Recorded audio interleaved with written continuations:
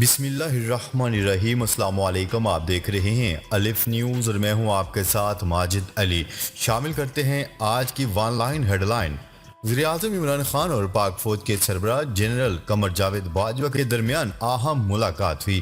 وزیراعظم عمران خان اور army chief general Qamar Javed Bajwa کی باہمی ملاقات میں ملک کی سلامتی سے متعلق امور پر تبادلہ خیال کیا گیا۔ Army chief general Qamar Javed Bajwa نے وزیراعظم سے ملاقات میں پاک فوج کی پیشہ ورانہ صلاحیتوں پر تبادلہ خیال کیا، جبکہ آرمی چیف نے وزیراعظم کو کور کمانڈر کانفرنس اور دیگر معاملات پر بریفنگ دی۔ لیفٹیننٹ جنرل فیض حمید کو کور کمانڈر پشاور تعینات کر دیا گیا۔ لیفٹیننٹ جنرل فیض حمید کو کور کمانڈر پشاور تعینات کر دیا گیا۔ فیض حمید کو سال 2019 میں انٹر سروسز انٹیلیجنس ISI کا ڈائریکٹر جنرل تعینات کیا گیا تھا۔ پاک فوج کے شعبہ تعلقات عامہ ASPR کے مطابق فوج میں معمول کے تقرر و تبادلے کیے گئے ہیں، جبکہ جنرل فیض حمید کی جگہ لیفٹیننٹ جنرل ندیم انجم کو DG ISI تعینات کر دیا گیا۔ پاک فوج کے شعبہ تعلقات عامہ ISPR کے مطابق corps commander Karachi lieutenant general Nadeem Ahmed Anjum کو DG ISI تعینات کیا گیا ہے۔ مصر کی سرپرستی حماس اسرائیل کے ساتھ جنگ بندی برقرار رکھنے پر آمادہ۔ مصری انٹیلیجنس کے صدر عباس کامل نے منگل کے روز فلسطینی تنظیم حماس کے ایک وفد سے ملاقات کی۔ ملاقات کے بعد فریقین نے باور کروایا ہے کہ وہ اسرائیل کے ساتھ فائر بندی کو مستحکم کرنے پر متفق ہیں۔ ملاقات میں اسماعیل ہانیہ کے زیر قیادت حماس کے وفد نے مصری انٹیلیجنس کے سربراہ کے ساتھ مسئلہ فلسطین اور خطے کی صورتحال پر بات چیت کی۔ علاوہ ازیں اسرائیل کی جیلوں میں فلسطینی قیدیوں کا معاملہ بھی زیر بحث آیا۔ حماس کے وفد نے قیدیوں کے تبادلے کے معاہدے تک پہنچنے کے لیے مصر کے کردار کو باور کروایا۔ طالبان حکومت کا خواتین سے متعلق خوش آئند فیصلہ۔ افغانستان بدل رہا ہے۔ طالبان کی عبوری حکومت میں خواتین کو نوکریوں پر بلا لیا گیا۔ محکمہ پاسپورٹ نے اپنی تمام خواتین کو جو طالبان حکومت سے قبل ملازمت کرتی تھی، انہیں نوکریوں پر آنے کے احکامات جاری کر دیے ہیں۔ افغان وزارت داخلہ کے ترجمان سعید خشتی کے مطابق تمام خواتین وزارت داخلہ میں اپنی ملازمتوں پر واپس آ کر کام شروع کر دیں۔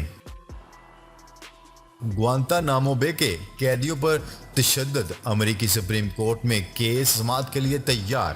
امریکی سپریم کورٹ میں آج ایک انتہائی اہم کیس کی سماعت ہونے جا رہی ہے۔ اس کیس میں گوانتانامو بے کے قیدیوں پر بہیمانہ تشدد کی تفتیش کا کہا گیا ہے، تاہم امریکی حکومت اسے قومی راز قرار دے کر اس سے جان چھڑوانے کی کوششوں میں مصروف ہے۔ غیر ملکی خبرساں ادارے کی رپورٹ کے مطابق یہ کیس گوانتانامو بے کے سابق قیدی ابو زبیدہ کی جانب سے دائر کیا گیا ہے۔ انہوں نے اپنی درخواست میں امریکی عدالت عظمیٰ سے کہا ہے کہ اس قید خانے سے منسلک ماہرین نفسیات کو بطور گواہ پیش ہونے کا پابند کیا جائے۔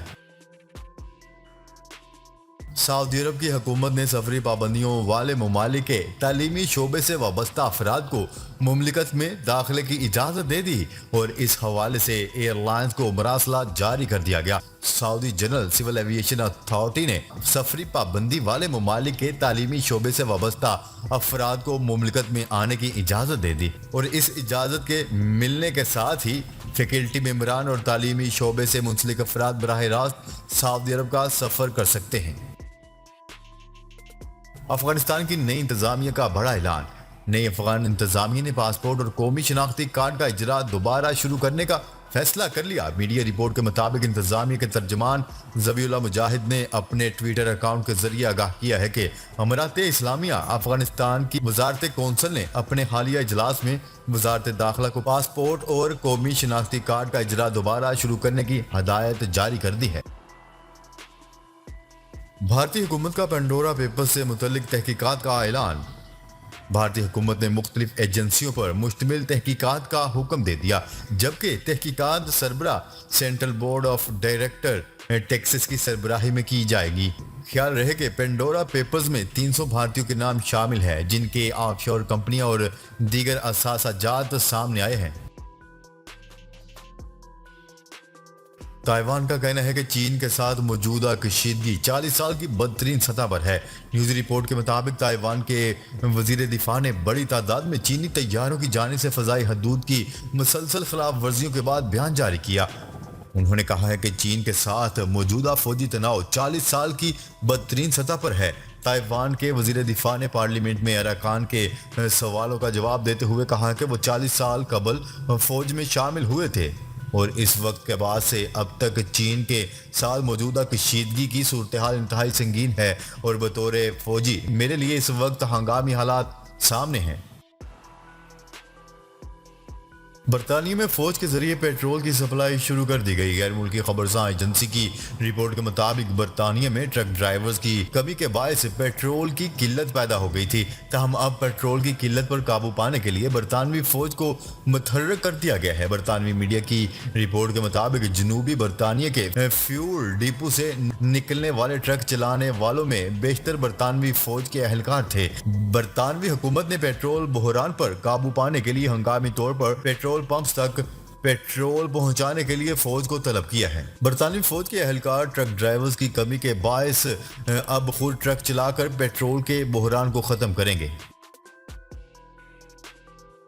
सिंध हुकूमत ने मोटर व्हीकल के कानून में तरमीम कर और इसके तहत अब तमाम मोटरसाइकिल वालों को हेलमेट के साथ साथ बाइक पर दोनों साइड के शीशे भी लगाना लाजम होंगे। हुकाम का कहना है कि मोटरसाइकिलों में शीशा न होने के बायस हादसात में इजाफा हुआ है। हुकूमत पंजाब ने भी जाली और गैर नमूना नंबर प्लेट वाली गाड़ियों और मोटरसाइकिलों के खिलाफ कार्रवाई शुरू कर दी है। मुत्तहिदा अरब अमीरात का अगला खलाई मिशन वेनस रवाना होगा। मिशन होप की कामयाबी के बाद मुत्तहिदा अरब अमीरात ने अपने अगले खलाई मिशन का ऐलान कर दिया जिसका हदफ वीनस होगा। मरीख और मुश्तरी के दरमियान सियारचों की बेल्ट की तहकीक करने से पहले अमीरात वीनस का मिशन मुकम्मल करेगा। सियारचों का खुसूसी मिशन 2028 में लॉन्च किया जाएगा जो 2030 तक मरीख और मुश्तरी के दरमियान पहुंचेगा और सियारचों पर लैंड करेगा। अगर ये मिशन कामयाब हो जाता है तो मुत्तहिदा अरब अमीरात ये कारनामा अंजाम देने वाला चौथा मुल्क बन जाएगा। टेलीग्राम पर एक रोज में 7 करोड़ सार्फिन का इजाफा। फेसबुक की चंद घंटे की खराबी के बायस मैसेजिंग ऐप टेलीग्राम पर एक रोज में 7 करोड़ सार्फिन का इजाफा हो गया। इतने सारे सार्फिन का एक साथ टेलीग्राम पर रुख करने पर टेलीग्राम के बानी ने फख्र महसूस किया। उनका कहना था कि उन्होंने दीगर प्लेटफॉर्म से आने वाले 7 करोड़ सार्फिन को खुशामदीद किया है। उनका कहना था कि इनकी टीम हमेशा से मुश्किल सूरत हाल को बेहतरीन तरीके से संभालने में महारत रखती है। ख्याल रहे कि टेलीग्राम हाल ही में 1 अरब डाउनलोड में सरफरिस्त रही है जबकि इस ऐप के साल के शुरू तक 500 मिलियन माहाना फाल सार्फिन थे। अमेरिकी सदर जो बाइडेन का चीनी हम मनसब से टेलीफोनिक राब्ता। ताइवान की सूरत हाल पर अमेरिकी सदर जो बाइडेन और चीनी सदर शी जिनपिंग में तबादला ख्याल हुआ है।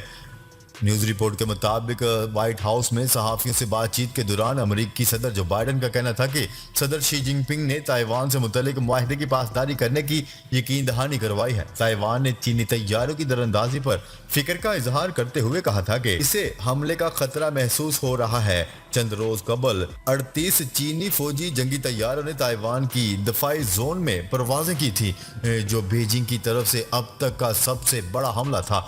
ताइवान की वजारत दिफा के मुताबिक इन तैयारों में एटमी सलाहियत रखने वाले बमबार तैयारे भी शामिल थे जो 2 मरहलों में ताइवान की फजाई दफाई शनाख्ती जोन में दाखिल हुए जबकि ताइवान की जानिब से अपने जेट तैयारों और मिसाइल सिस्टम के साथ अपना दिफा किया गया।